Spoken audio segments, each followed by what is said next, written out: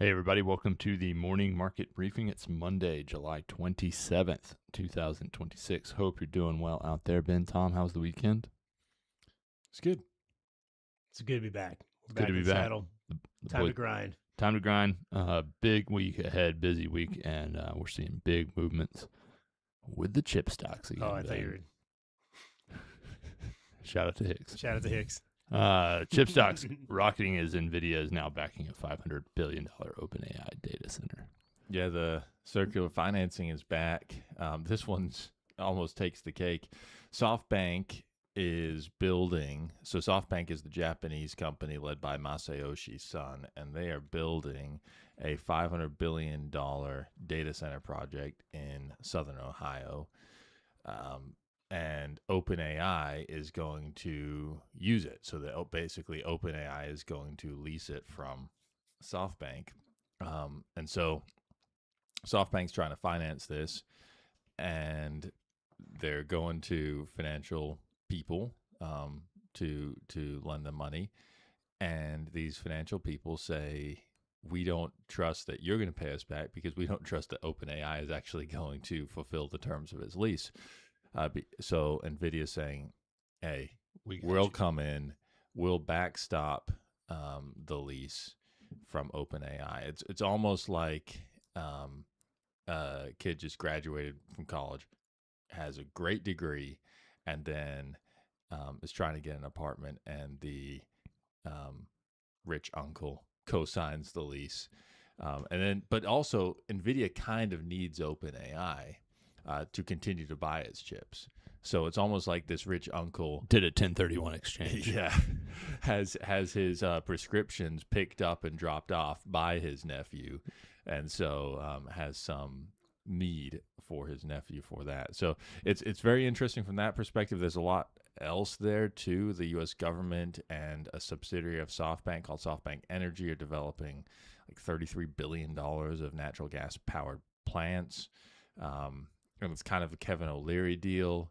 Like they get the royalty. They get a royalty for the first $33 billion until SoftBank is paid off, and then the U.S. government keeps 90% of the revenue from then on. So it all goes. It's one of Lutnick's biggest deals that he's worked on as Secretary of Commerce. So it's very interesting. The first phase should be finished in 2028, but it's just 800 megawatts. So we've got still 9.2 gigawatts to go from there. Each gigawatt, I think, probably runs in the order of about $20 billion, $10 to $20 billion. So this is the biggest data center project that's been announced, although Elon Musk wants to have thousands of gigawatts being shot up into space every year in a few years. So we'll see what happens with that. I'd like him to do that. CXMT up 450%. It's a Chinese stock market debut. Yeah, it just IPO'd. So this is the one that Apple is looking at in terms of supplying it with memory chips, because they think that Micron is just, getting way too much money for its chips. That's kind of a conglomerate of, not conglomerate, an oligopoly of Micron, SK Hynix, and Samsung, and they're charging a lot of money for these memory chips. So Apple's looking elsewhere, and one of these companies that they're looking at is CXMT, and they were up over five times on their IPO. So I think SpaceX went up, 15-20% the day of its IPO. Cool, 450. Kind of about over five times its IPO price. So we'll see how that happens. See how that evolves going forward. Again, Apple is famous as one who can quickly pull the rug underneath any of its suppliers. So they've done it with Micron. Maybe they do it with CXMT too. Yeah, something to keep an eye on. On the war front, U.S. pausing Iranian strikes, giving some room for some space for diplomacy, but also concerns floating about that weaponry stockpiles may be quite diminished, and that might be why we're actually doing this. But Iran not really changing their tone, remaining quite defiant, saying we have never allowed and will never allow the United States to determine the timing of the war, which is interesting because I pretty sure we started it. Mm-hmm. I would say that in war, I would say the two greatest pieces of timing, only one of which has occurred so far, was 100% dictated by the United States, and that was the start. I mean, we knew the snap count, which is that's the advantage, right? Yeah, it's it's having a positive effect on markets this morning. I do wonder why the markets are rallying so strongly and why oil's down so much. Part of me wonders if the markets are buying this idea that the U.S. is kind of out of ammo and therefore cannot continue the war, and therefore oil will go down. Yeah. So I wonder if that's versus, just trading on any Trump tweet, because an 8% down move. I mean, we've seen some taco movements on Trump always chickens out in the market, but this seems like a very powerful taco move. Yeah, especially because we've seen pauses before and it doesn't really do anything. So oil down 8%, stocks up a decent amount this morning, gold up. People do wonder why gold goes up on days like this, and I very much think that it's you're kind of missing the point with gold. The point with gold is, what is the next move from the Fed? And if the next move of the Fed is to become more dovish, then gold's going to go up. If the next move from the Fed is going to be more hawkish, then gold's going to go down. So that's my opinion on gold. But rates coming down just a little bit, but still elevated, Tom. Yeah, they're coming down. We've got the Fed decision coming up. I struggle to understand what is driving the idea that there's a 33% chance we're going to get a hike this week. And even if we did, what the net effect would be, because we've got the result of all of this is we've got a very flat yield curve. I mean, the spreads between, 5s, 10s, 10s, 30s are all pretty flat. In fact, the biggest, most severe change is between the overnight rate and the 2-year, which is almost 60 basis points. So the overnight rate 375, 2-year is at a 432.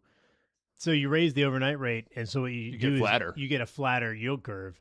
I mean, you could argue that the functional result of all of this is that we're in a much more restrictive environment, and we hit basically the highest level since the year 2000 on positive real rates at over 3%. At different parts of the curve, which is, just a 5-alarm bell that you need to be buying treasuries, bonds, anything with a spread, because you just don't see those, and you haven't seen those in the modern era. I mean, really since the internet began, you have not seen positive real rates over inflation, and inflation is net coming down. The jobs market is not getting better, and so those would be the two pieces that would, that's the dual mandate. If they wanted to raise rates to get inflation down, well, inflation's already coming down. And then you want to cut rates to stimulate the jobs market. Well, the job market isn't bad or good. It's pretty neutral. We've been stuck in neutral for months now. Years. Even if you argue that the jobs data is bad and the jobs market is bad, that would necessitate a cut and not a hike. But people are so over-indexed the idea that we need to raise interest rates, and I just don't think we do. In fact, they're so restrictive that positive real rates are reaching new levels. It's interesting.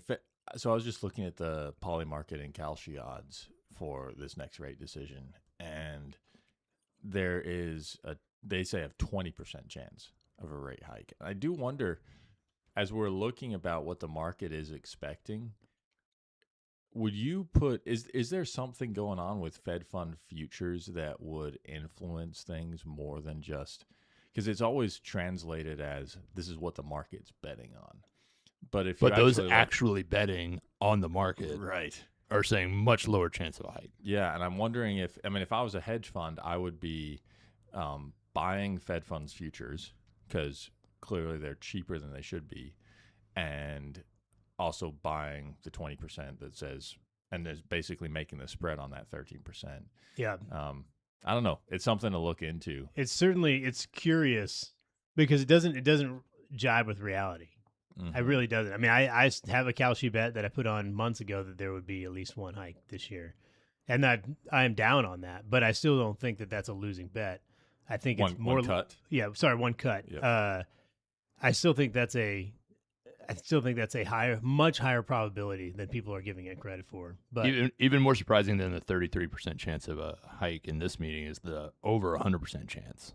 of a hike by September. Yeah. Yeah. That's What do they see that we don't see, or that Kevin Warsh is not indicating? I mean, if anything, we've seen more Fed speakers come out and say, now that this data is going the direction of lower inflation, and honestly, higher real rates should beget lower inflation, because, I mean, it's oppressive. The rate environment is oppressive, as oppressive as it's been since I was in high school, a freshman in high school. And again, I talked about this point in the market memo. I talked about it on the call on Friday. But I mean, think of how oppressive it is on home buying, but then also think about how oppressive it is on the federal government and being able to have any fiscal stimulus whatsoever. Because you got, if you're paying now, we're not all there yet, but assuming we're at 4% weighted across the curve, which I don't think we are yet, but just assuming we are, that's $1.6 trillion of interest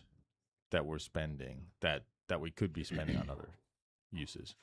Yeah, it's just I don't know. And that's the thing, is that it if you raise the short end rate, all you're going to do is continue to have people buy short treasuries and not buy the long ones. It actually will have the opposite effect. Yeah. But if you cut the front end, people will move out of money market, and they will look at the 10-year and be like, man, 4.5% for 10 years is a lot, and 5.15 for 20 years is really a lot. Because I don't think people are really scared of 8-9% inflation. I mean, I don't think. What scenario would cause that? COVID didn't. I mean, COVID caused it briefly, but that was really more stimulus, immigration, people stimulus. Based on the Fed's own study, look it up. We're getting people in the mail. Yeah, yeah. Well, yeah. We're flying them in airmail. Economically this week, quite a bit of data coming through. In addition to the Fed, we'll also hear from Bank of England, Bank of Japan. We'll get Q2 GDP revision for the U.S. 7-year bond auction going off. But Ben, lots of earnings. What's top of mind for you as you try to grapple your way through the week ahead? Big ones are on Wednesday evening, Microsoft and Meta. Starbucks also reports. And then Thursday evening, we have Apple and Amazon. So 4 of the Mag 7 on Wednesday and Thursday evening. We obviously had Tesla last week. We have Google last week. Nvidia has a different reporting cycle. So it'll be a very interesting week. Last week, I think the big themes were AI is kind of up and down, and people don't really know where it's going. But the wheels on the train are going round and round, and it's picking up steam. So I'm curious. I mean, we have on that line of thinking, we have Vulcan Materials on Wednesday morning.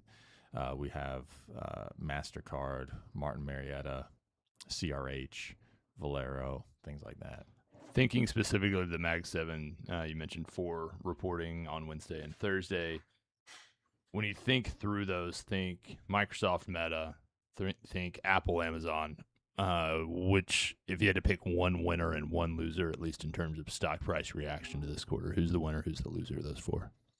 I think this is a hot take, but I think Meta has the potential to be the big winner, because I think that Zuckerberg can come out and say, we're taking a quarter off spending, and I think that the stock would rip. And I think that he understands ROI actually better than the Google people, and I think expectations are lower after Google reported. So I like Meta there as the winner. As the loser, it might be Amazon. I think expectation. I really like Amazon, and I'm not going to sell it, and we're overweight. But I do wonder if it's kind of the hot stock among Wall Street, and I just wonder if it's going to have a little bit of a mix up. Apple's also interesting too. Upgrade rates for phones have been down, really down, but people will probably be looking to the September quarter, which is the big one with the new updates and everything. So they might be okay. Cool. Good stuff. Tom, anything else? No.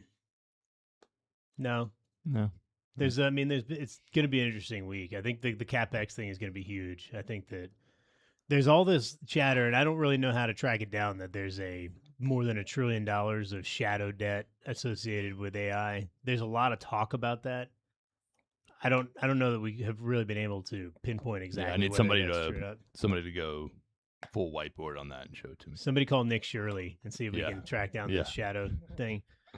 I think it's. I mean, there's a big wet blanket around this market, but it flip flops of who it's on every day, and so it's very difficult to keep track of exactly what the narrative is because one day the wet blanket's on AI, the next day it's on oil, the next day it's on healthcare companies, and depending on which ones you own and how much of your performance is so varied. I mean, there's days where Monday and Tuesday were miserable from us on a relative return basis last week, and then I think by the end of the week we made it all up. Yeah, Thursday and Friday were unbelievable. Yep. It's totally has to do with the shifting wet blanket. So expect volatility, but I would say if you're looking at your account and wondering why we're either up 50 or down 50 versus the market, just do a quick Google of who's got the wet blanket today. Yeah.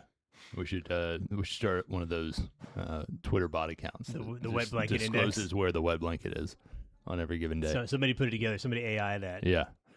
All right. We'll wrap it up there. Y'all have a great day. Talk to you soon.